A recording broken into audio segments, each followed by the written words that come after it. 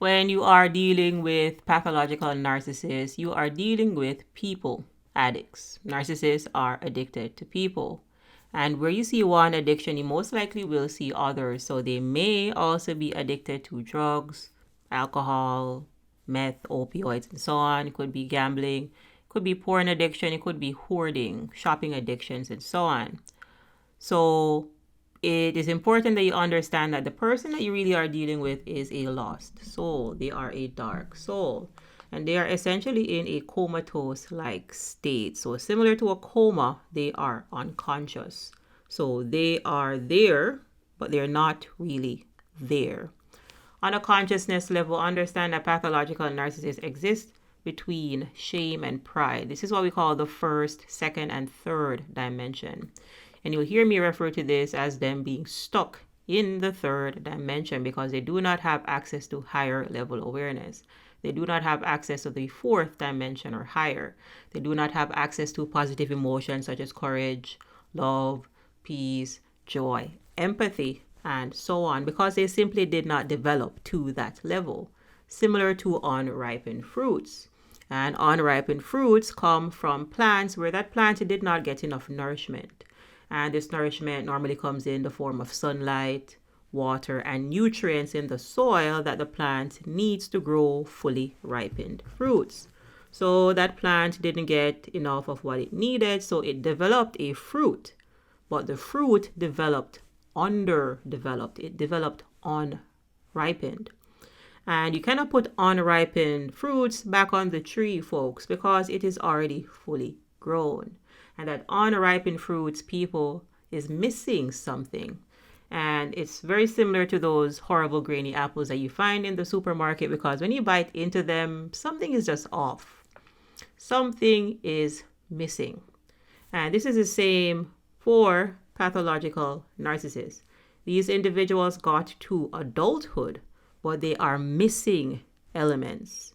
They lack awareness at the emotional level, at the level of willpower, at the level of mind, and you'll also see where at a spiritual level these individuals have dissociated since childhood because they abandoned the true self, the true spirit, the true governor of the ship for an ego.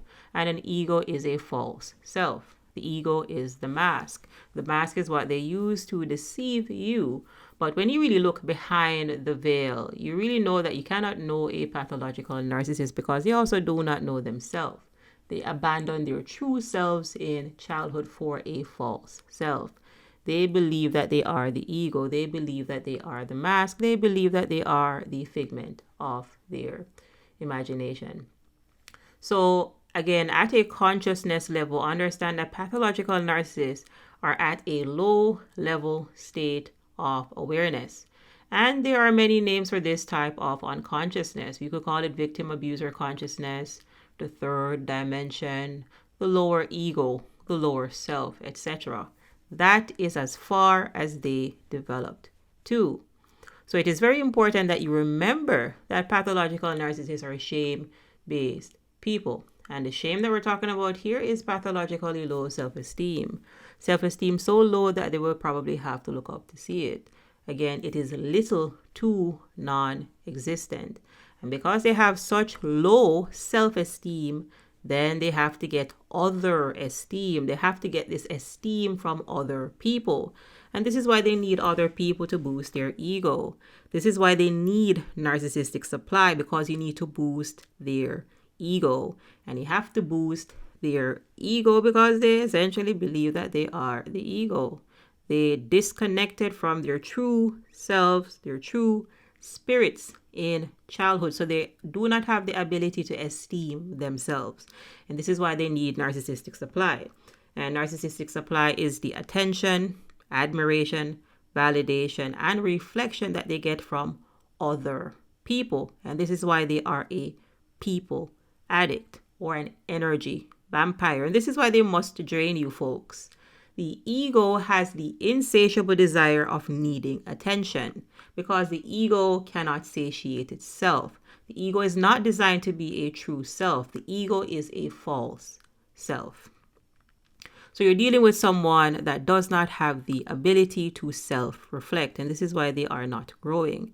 You need a self to self-reflect. Pathological narcissists abandon their true selves in childhood. And this is why they are a wrecking ball. Someone that does not have the ability to self-reflect is a walking red flag. They are a ticking time bomb.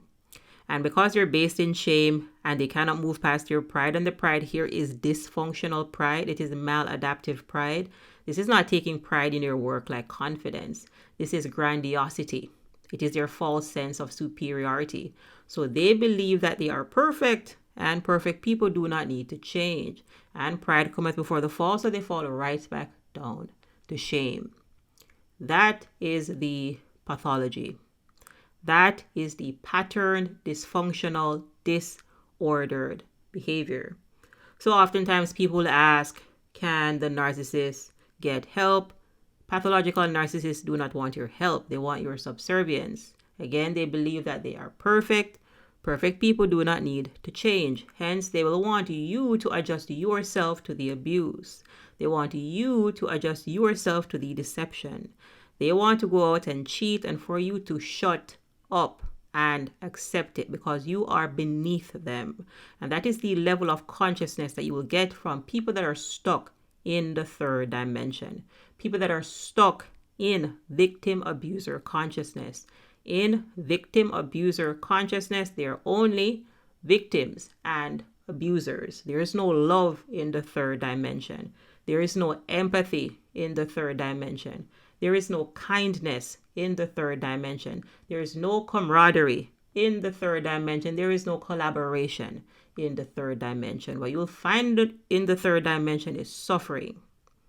You will find victims and abusers. You will find masters and slaves. It is kill or be killed. It is eat or be eaten. That is what you get at that level of consciousness. And this is why it felt that the life force was being drained out of you, because that is exactly what was happening. You descended past the third dimension, oftentimes people past the second dimension, and you ended up in hell with the pathological narcissist. So if you felt like that relationship was hell, it is because you were in hell. That is the level of consciousness that pathological narcissists are at. So you're dealing with someone that is running from their shame. They're not facing their shame. They're running from their shame and they can't move past pride. So pride cometh before the fall and they fall right back down to shame. And what you were experiencing if you had a narcissistic parent or a narcissistic intimate partner, for example, is this shame, anger, pride cycle because they're really stuck. So what we are talking about here again, people, is a type of psycho-spiritual arrested development. So psycho is related to the psyche, or what you may call the personality or the soul. And the psyche is made up of the mind power, the willpower, and the emotions. So they have an impairment at the level of the mind power, the willpower, and the emotions. So you're dealing with someone that is losing their minds. They're losing control of their will. Very impulsive and compulsive. And also at the emotional level, they do not have control over their emotions. They're based in shame and they cannot move past their pride. That is as far as they get to.